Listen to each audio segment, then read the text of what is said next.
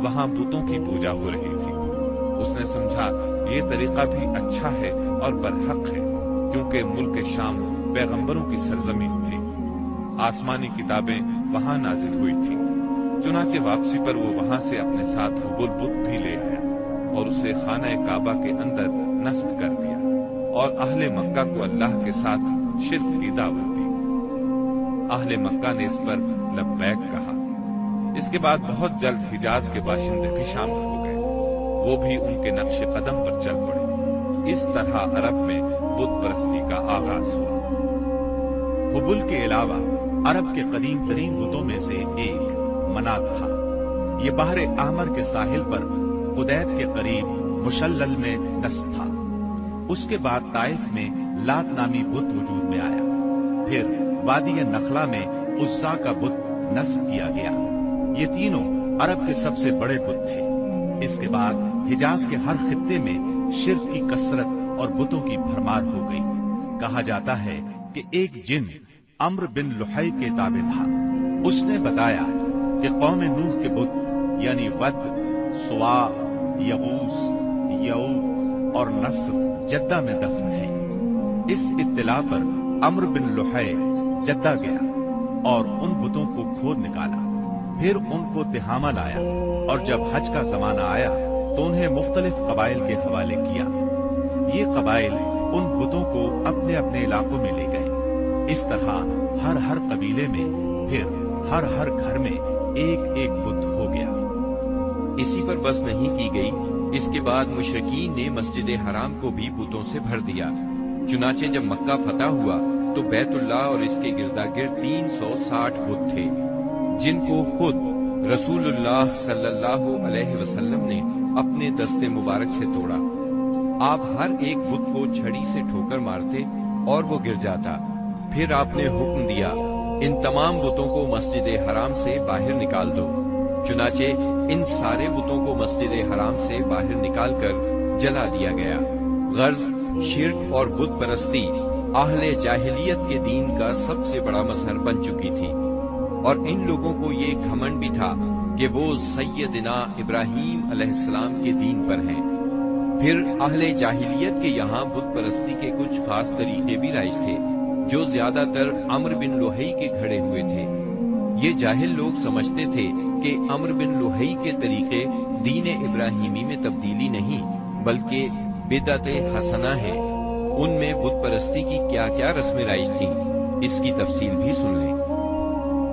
Number 1, उस दौर के जाहिल मुशरिक बुतों के पास मुजाविर बनकर बैठते थे, उनकी पनाह ढूंढते थे, उन्हें जोर जोर से पुकारते थे, हाजत रवाई और मुश्किल कुशाई के लिए उनको पुकारते थे और समझते थे कि वो अल्लाह से सिफारिश करके हमारी मुराद पूरी करा देंगे।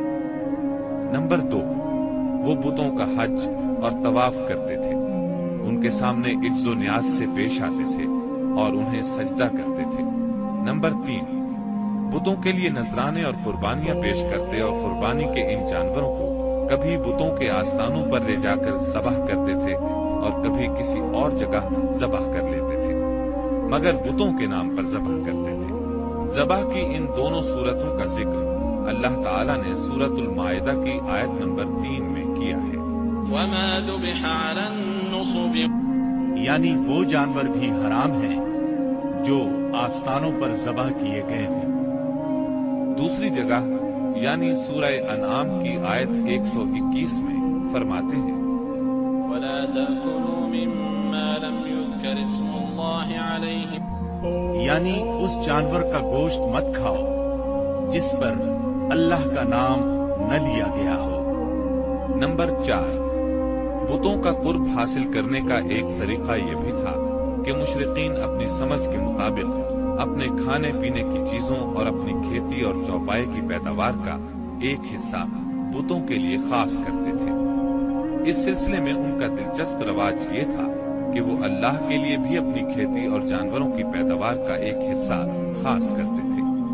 फिर मुख्तलिफ असबाब की बिना पर अल्लाह का हिस्सा तो बुतों की तरफ मुंतकिल कर सकते थे, लेकिन बुतों का हिस्सा किसी भी हाल में अल्लाह की तरफ मुंतकिल नहीं कर सकते थे। इस बुरी आदत का तज़किरा भी अल्लाह ताला ने सूरह अनआम की आयत 136 में किया है। अल्लाह ने जो खेती और चौपाए पैदा किए हैं उसका एक हिस्सा उन्होंने अल्लाह के लिए मुकर्रर किया और बज़ाम खुद कहते हैं कि ये अल्लाह के लिए है और ये हमारे शुरका के लिए है। तो जो उनके शुरका के लिए होता है वो तो अल्लाह के लिए नहीं पहुंचता, मगर जो अल्लाह के लिए होता है वो उनके शुरका तक पहुंच जाता है। कितना बुरा है वो फैसला जो ये लोग करते हैं। नंबर 5, बुतों का कुर्ब हासिल करने का एक तरीका यह भी था कि वो मुशरिकीन खेती और चौपायों में मुख्तलिफ किस्म की नजरें मानते थे। अल्लाह ताला सूरह अनाम की आयत 138 में फरमाते हैं, वक़ालू हाज़िही अनआमु व हर्सुन हिज्रुन ला यतअमुहा इल्ला मन नशाअु बिज़अमिहिम व अनआमुन हुर्रिमत ज़ुहूरुहा व अनआमुन ला यज़कुरून अस्मल्लाहि अलैहा इफ्तिराअन अलैहि। उन मुशरिकीन ने अपने ख्याल पर यह भी किया कि ये चौपाए और खेतियां ममनू हैं, इन्हें वही खा सकता है जिसे हम चाहें, और ये वो चौपाए हैं जिनकी पीठ हराम की गई है, यानी न इन पर सवारी की जा सकती है और न सामान लादा जा सकता है।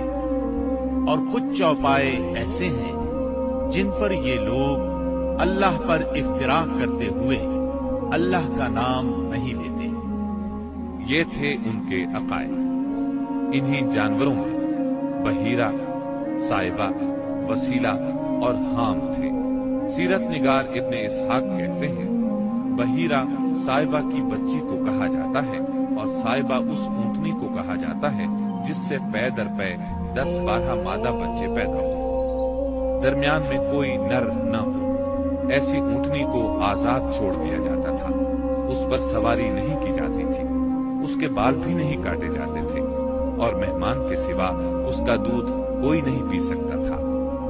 इसके बाद ये ऊंटनी जो मादा बच्चा जनती उसका कान चीर दिया जाता और उसे भी उसकी मां के साथ आजाद छोड़ दिया जाता।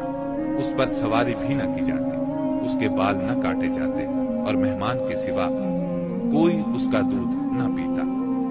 इसी को बहीरा कहते हैं और साइबा इसकी मां है। वसीला उस बकरी को कहा जाता था जो 5 मरतबा पै दर पै 2-2 मादा बच्चे जनती थी, यानी 5 बार में 10 मादा बच्चे पैदा होते, दरमियान में कोई नर न पैदा होता। इस बकरी को इसलिए वसीला कहा जाता था कि वो सारे मादा बच्चों को एक दूसरे से जोड़ देती थी। उसके बाद इस बकरी से जो बच्चे पैदा होते उन्हें सिर्फ मर्द खा सकते थे, औरतें नहीं खा सकती थी। अलबत्ता अगर कोई बच्चा मुर्दा पैदा होता तो उसको मर्द औरत सभी खा सकते थे।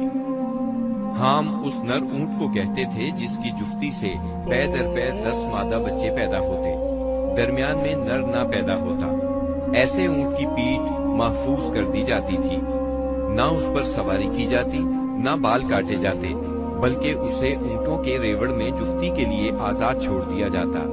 इसके सिवा उससे कोई और फायदा न उठाया जाता। अरब अपने बुतों के साथ ये सब कुछ इस अकीदे से करते थे कि ये बुत उन्हें अल्लाह के करीब कर देंगे और अल्लाह के हुजूर उनकी सफारिश कर देंगे। चुनाचे मुशरिकीन जो कहते थे, कुरान करीम में अल्लाह ताला ने सूरह जुमर की आयत नंबर 3 में इस तरह तज़किरा किया है,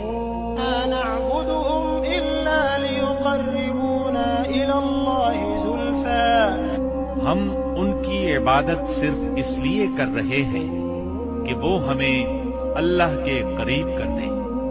इसी तरह कुरान करीम की सूरह यूनुस आयत 18 में ये अल्फाज आए हैं, वयअबुदून मिन दूनिल्लाहि मा ला यदुर्रुहुम वला यनफअहुम वयक़ूलून हाउलाइ शुफ़अाउना इंदल्लाह।